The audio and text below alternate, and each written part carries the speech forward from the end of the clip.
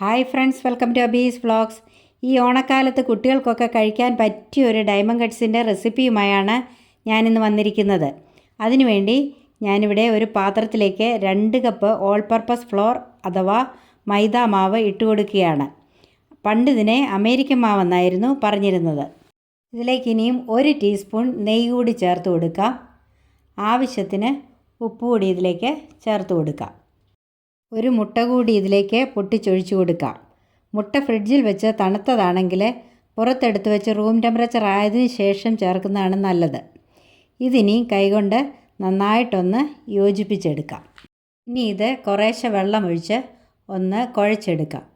ചപ്പാത്തി മാവ് കുഴയ്ക്കുന്നത് പോലെ കുറേശ്ശെയായിട്ട് വെള്ളം ഒഴിച്ചു കൊടുത്ത് നന്നായിട്ടൊന്ന് കുഴച്ചെടുക്കാം. മാവ് ഞാനിവിടെ കുഴച്ചെടുത്തു. ഇതുപോലെയാണ് കുഴയ്ക്കേണ്ടത്. ഇനി നമുക്കിത് 1 മണിക്കൂർ ഒന്ന് റെസ്റ്റ് ചെയ്യാനായിട്ട് വയ്ക്കാം. ഒന്ന് അടച്ചു വയ്ക്കാം. നമ്മുടെ മാവ് റെസ്റ്റ് ചെയ്യാൻ വെച്ചിട്ട് 1 മണിക്കൂറായി. കണ്ടോ, ഇത് നല്ല സോഫ്റ്റായിട്ടുണ്ട്. ഇനി നമുക്കിതൊന്ന് പരത്തിയെടുക്കാം. ഇതുപോലെ മാവ് ഉരുട്ടിയെടുത്ത് ഒരല്പം പൊടി തൂകി ഒന്ന് പരത്തിയെടുക്കാം. പൊടി അധികമായി പോകരുത്. ചപ്പാത്തി പരത്തുന്നത് പോലെ പരത്തിയെടുത്തേച്ചാൽ മതി. ചപ്പാത്തിയേക്കായാലും ഒരല്പം കനം കൂടെ വേണം. ഞാൻ ചപ്പാത്തി പരത്തുന്നത് തീരെ കനം കുറച്ചാണ്. അതുകൊണ്ടാണ് അതിലും അല്പം കനം കൂട്ടി വേണം എന്ന് ഞാൻ പറഞ്ഞത്. മാവ് ഞാനിവിടെ പരത്തിയെടുത്തു. ഇതിനി നമുക്കൊന്ന് കട്ട് ചെയ്തെടുക്കാം. ഒരു ഡയമണ്ട് ഷേപ്പിൽ നമുക്കിതൊന്ന് കട്ട് ചെയ്തെടുക്കാം. വളരെ ഈസി ആയിട്ട് ഉണ്ടാക്കാൻ പറ്റുന്ന ഒരു സ്നാക്കാണ് ഡയമണ്ട് കട്ട്സ്. ഇതിനകത്ത് ഈ മുറിക്കുന്ന കാര്യം മാത്രമേ ഉള്ളൂ ഒരല്പം ബുദ്ധിമുട്ടുള്ളത്.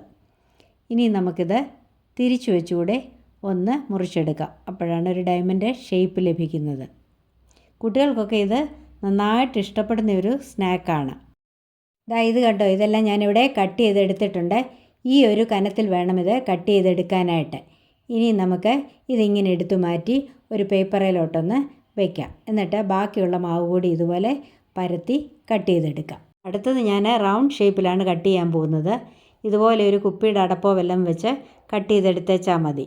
നിങ്ങൾക്ക് ഇഷ്ടമുള്ള ഷേപ്പിൽ കട്ട് ചെയ്തെടുക്കാം. എങ്കിലും ഈ റൗണ്ട് ഷേപ്പിൽ കട്ട് ചെയ്യുമ്പോൾ മറ്റേതിനേക്കാൾ കുറച്ചുകൂടെ ഈസി ആയിട്ടാണ് എനിക്ക് തോന്നുന്നത്. ഇങ്ങനെ എല്ലാം ഒന്ന് പരത്തി കട്ട് ചെയ്തെടുക്കാം. എന്നിട്ട് ഒന്ന് വറുത്തെടുക്കാം. ഡയമണ്ട് കട്ട്സ് വറുത്തെടുക്കുന്നതിന് വേണ്ടി ഞാനിവിടെ ഒരു പാൻ അടുപ്പേ വെച്ചു. അത് ചൂടായി. അതിലേക്ക് നമുക്ക് വെളിച്ചെണ്ണ ഒഴിച്ചു കൊടുക്കാം. ഇനി ഈ വെളിച്ചെണ്ണ നന്നായിട്ടൊന്ന് തിളയ്ക്കണം. വെളിച്ചെണ്ണ നന്നായിട്ട് തിളച്ചിട്ടുണ്ട്. ഇനിയും കട്ട് ചെയ്ത് വെച്ചിരിക്കുന്ന ഡയമണ്ട് കട്ട്സ് ഇതിലേക്ക് ഇട്ട് കൊടുക്കാം. ഇതിങ്ങനെ ഓരോന്നോരോന്നായി വേണം ഇട്ട് കൊടുക്കാനായിട്ട്. അതുപോലെ ഒന്നിച്ച് വറുത്തെടുക്കാനും പറ്റില്ല. ബാച്ചുകളായി വേണം ഇത് വറുത്തെടുക്കാൻ. സ്റ്റൗ ഒരു മീഡിയം ഫ്ലെയിമിലിട്ട് വേണം ഇത് വറുത്തെടുക്കാൻ. അല്ലെങ്കിൽ ഇത് പെട്ടെന്നങ്ങ് മൂത്ത് പോകും. ഇത്രയേ ഞാൻ ഇടുന്നുള്ളൂ. ആദ്യം ഇട്ടത് മൂക്കാറായി. ഇത് നന്നായിട്ടൊന്ന് ഇളക്കി കൊടുക്കാം. 2 വശവും ഇതുപോലൊന്ന് മൂത്ത് കിട്ടണം. ഇവിടെ ഇത് മൂത്ത് കഴിഞ്ഞു. ഇനി ഇത് എണ്ണയിൽ നിന്ന് നമുക്ക് കോരി ഒരു സ്ട്രെയിനറിലേക്ക് ഇട്ട് കൊടുക്കാം. അടുത്ത ബാച്ച് കൂടി നമുക്ക് എണ്ണയിലേക്ക് ഇട്ട് കൊടുക്കാം. കുട്ടികൾക്കൊക്കെ ഡയമണ്ട് കട്ട്സ് ബേക്കറിയിൽ നിന്നൊന്നും വാങ്ങാതെ വീട്ടിൽ ഇതുപോലെയൊക്കെ ഒന്ന് ഉണ്ടാക്കി കൊടുക്കുകയാണെങ്കിൽ അത് നല്ല ഹെൽത്തിയും അതുപോലെ തന്നെ ടേസ്റ്റിയുമായിരിക്കും. ഉണ്ടാക്കാനായിട്ട് ഇത് വളരെ സിമ്പിളാണ്. ഇവിടെ ഈ ബാച്ച് മൂത്തിട്ടുണ്ട്. ഇനി നമുക്ക് ഇതും എണ്ണയിൽ നിന്ന് കോരി മാറ്റാം. ഇതുപോലെ ബാക്കിയുള്ളതെല്ലാം വറുത്ത് കോരിയെടുക്കാം. ഡയമണ്ട് കട്ട്സ് എല്ലാം ഞാനിവിടെ വറുത്തെടുത്തു. ഇനി നമുക്കിതൊന്ന് വിളയിച്ചെടുക്കാം. ഡയമണ്ട് കട്ട്സ് വിളയിക്കുന്നതിനാവശ്യമായ പഞ്ചസാരപ്പാനി തയ്യാറാക്കുന്നതിന് വേണ്ടി ഞാനിവിടെ ഒരു പാൻ അടുപ്പേ വെച്ചു. അതിലേക്ക് 1 കപ്പ് പഞ്ചസാര ഇട്ട് കൊടുക്കാം.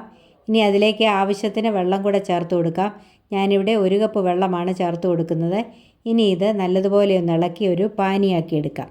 ഇതുപോലെ വിളയിക്കാതെയും ഡയമണ്ട് കട്ട്സ് ഉണ്ടാക്കിയെടുക്കാം. മാവ് കുഴയ്ക്കുന്ന സമയത്ത് പഞ്ചസാര ചേർത്ത് കൊടുത്തേച്ചാൽ മതി. ഇനിയും ഇതിലേക്ക് ഒരല്പം ഏലക്ക പൊടിച്ചത് ചേർത്ത് കൊടുക്കാം. ഞാനിവിടെ ഏലക്കായും പഞ്ചസാരയും കൂടെ പൊടിച്ചതാണ്. അത് 1 സ്പൂൺ ചേർത്ത് കൊടുക്കുന്നു. ഇനിയും നല്ലതുപോലെ ഒന്ന് ഇളക്കി ഇതൊരു പാനിയാകുന്നത് വരെ നമുക്കിങ്ങനെ ഒന്ന് ഇളക്കി കൊടുക്കാം. നമ്മുടെ പഞ്ചസാര പാനി ഇവിടെ റെഡി ആയിട്ടുണ്ട്. കണ്ടോ, ഇതിങ്ങനെ കോരി ഒഴിക്കുമ്പോൾ നല്ല ഓയിലി ആയിട്ട് കിട്ടുന്നത്. അതാണ് ഇതിൻ്റെ കറക്റ്റ് പാകം എന്ന് പറയുന്നത്. ഇനി ഇതിലേക്ക് വറുത്ത് വെച്ചിരിക്കുന്ന ഡയമണ്ട് കട്ട്സ് ആഡ് ചെയ്ത് കൊടുക്കാം. എന്നിട്ട് നല്ലതുപോലെ ഒന്ന് ഇളക്കി കൊടുക്കാം. ആ പാനി എല്ലായിടത്തും ഈ ഡയമണ്ട് കട്ട്സിൻ്റെ എല്ലാ ഭാഗത്തും ഒന്ന് പിടിക്കട്ടെ.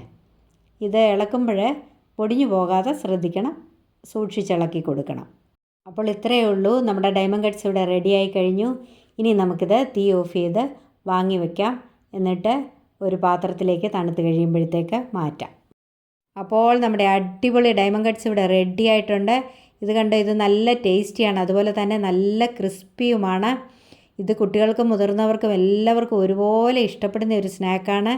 അതുപോലെ ഗസ്റ്റുകളൊക്കെ വീട്ടിൽ വന്നാൽ കൊടുക്കാൻ പറ്റിയൊരു സ്നാക്കാണ്. ഇതുപോലെ എല്ലാവരും ഒന്ന് ട്രൈ ചെയ്ത് നോക്കണം. എന്നിട്ട് എൻ്റെ വീഡിയോ ഇഷ്ടപ്പെട്ടെങ്കിൽ ഒന്ന് ലൈക്ക് ചെയ്യണം, കമൻറ്റ് ചെയ്യണം, മറ്റുള്ളവർക്കൊക്കെ ഒന്ന് ഷെയർ ചെയ്ത് കൊടുക്കണം. സബ്സ്ക്രൈബ് ചെയ്യാതെ ആരെങ്കിലും ഉണ്ടെങ്കിൽ എന്നെ ഒന്ന് സബ്സ്ക്രൈബ് ചെയ്ത് സപ്പോർട്ട് ചെയ്യണം. ഇതുവരെയും എനിക്ക് തന്ന എല്ലാ സപ്പോർട്ടിനും നന്ദി. തുടർന്നും എന്നെ സപ്പോർട്ട് ചെയ്യണം. എൻ്റെ എല്ലാ കൂട്ടുകാർക്കും അഡ്വാൻസ് ഓണാശംസകൾ. അപ്പോൾ മറ്റൊരു വീഡിയോയുമായി കാണാം. Till then bye bye, take care, thank you, love you all.